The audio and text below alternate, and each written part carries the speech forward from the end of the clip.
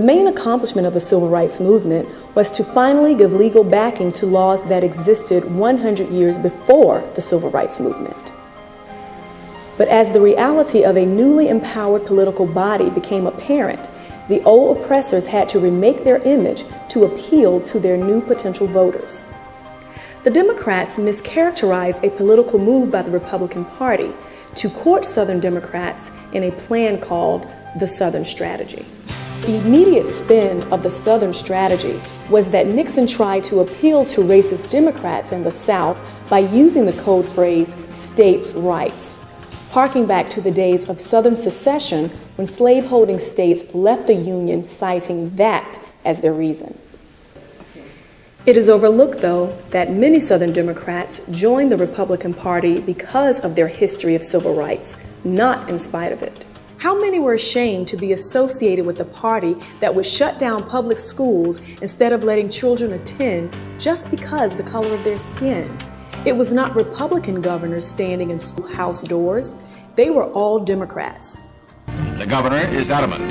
He made a campaign promise to stand in the doorway himself to prevent the integration of the last all-white state university. Democratic Governor Faubus, unable to prevent black students from attending school because of the federal protection they had received, simply shut down the schools for the next year to prevent further attendance. And Virginia Democratic Governor James Almond, like other Southern Democratic governors, also shut down public schools rather than permit black students to attend.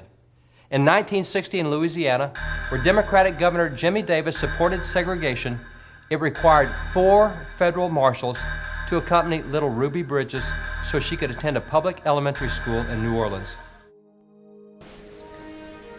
But the architect of the Southern Strategy, Pat Buchanan, wrote a column for Richard Nixon in 1966 that declared we would build our Republican Party on a foundation of states' rights, human rights, small government, and a strong national defense, and leave it to the party of Maddox, Mahoney, and Wallace to squeeze the last ounces of political juice out of the rotting fruit of racial injustice.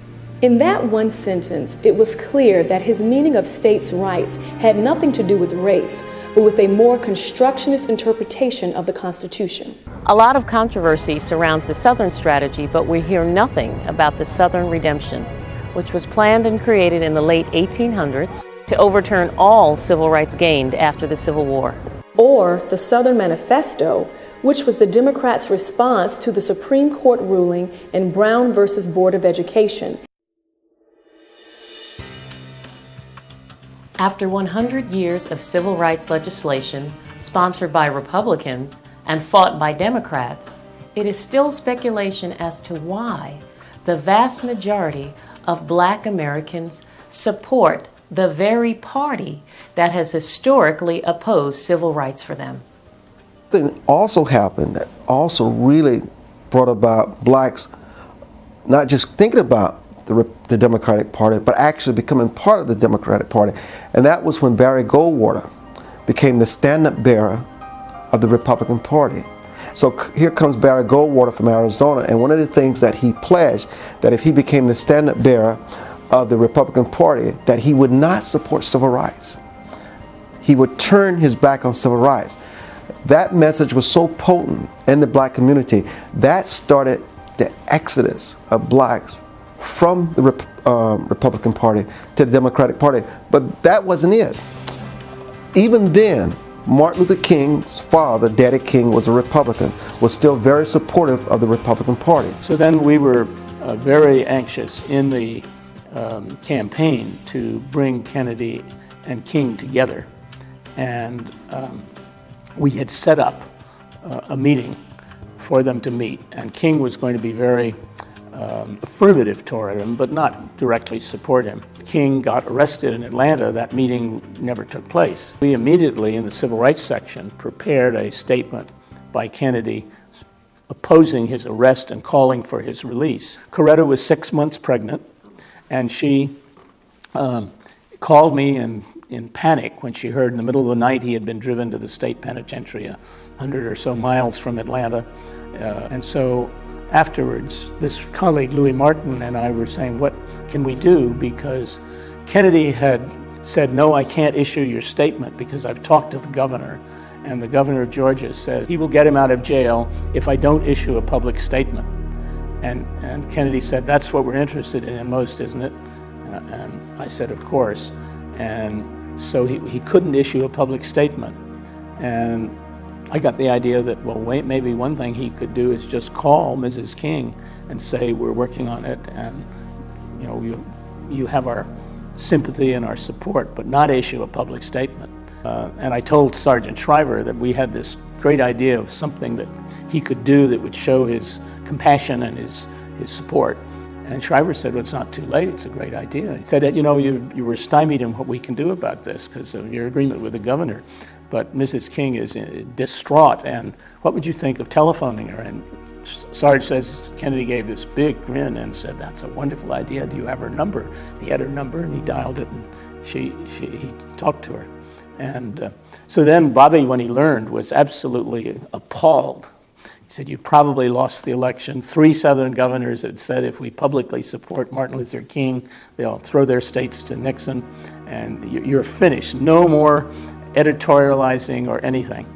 And it was those 2 actions, the call that led to Daddy King saying, if he had the courage to wipe the tears from my daughter-in-law's eyes, I have the courage to support a Catholic for president. He had been on a full-page ad supporting Nixon because America could not risk having the Pope run the country. But he said, I've got a suitcase full of votes and I'm taking them up to Senator Kennedy. And we then produced a pamphlet. Nixon had said no comment on the whole thing. And we produced a pamphlet that said, no comment, the case of Martin Luther King, no comment Nixon versus a candidate with a heart. And we got black churches distributed about 2 million copies of that. It was called the Blue Bomb. And Teddy White and others believe they can show in a number of states the surge of black votes beyond anything Stevenson had got made the difference, and enough votes to make the difference. Remembering that Kennedy winning by 100,000 votes leaves it to anyone who influenced 100,000 votes to feel they had a part in his victory. As timely as it was, can one phone call really overturn 150 years of segregation? Can one phone call erase Jim Crow laws, literacy tests, and poll taxes? And can one phone call wipe out years of institutionalized discrimination? That was a time when Black Americans truly were disenfranchised and prevented from voting. But liberal Black leaders today try and use that as an excuse when their party doesn't win an election. This is an insult to the memory of those who lost their lives trying to exercise the right to vote, given to them in the 15th Amendment in 1870.